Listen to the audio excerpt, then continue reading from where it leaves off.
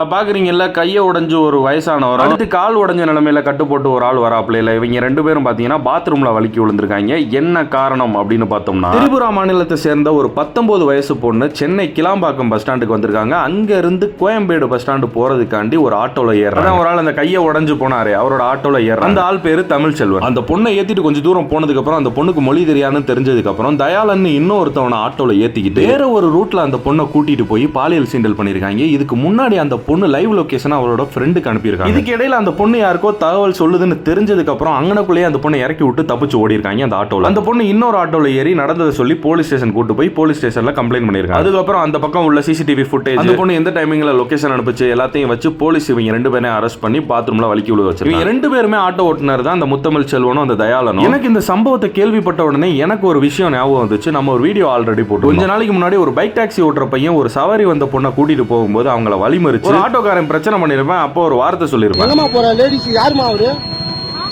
எங்க போற நீ, யாரு அவரு, யார் கூட ஏறி பைக்ல போறிய, உனக்கு பாதுகாப்பு இருக்கா? தெளிவா பேசுறாப்ல இந்த ஆட்டோக்காரர். இப்ப இந்த கிளாம்பாக்கம் சம்பவத்துக்கு அப்புறம் அவரோட மூஞ்சியை கொண்டு எங்க வச்சுக்குருவாராம். அதுக்காக அந்த தற்கொலை மாதிரி நான் எல்லா ஆட்டோக்காரங்களும் இப்படிதான் சொல்ல போறது இல்ல. இங்க பிரச்சனை ஆட்டோ ஓட்டுறானா இல்ல பைக் டாக்ஸி ஓட்டுறானான்றதுல இல்ல, ஓட்டுறவனோட மனநிலை எவ்வளவு காம இச்சையில ஊறி போயிருக்குன்றதுல தான். கையை காலை உடைச்சு விட்டா பத்தாது, மூத்திரம் போறதுக்கே கஷ்டப்படுற அளவுக்கு ஆக்கி விட்டுறணும்.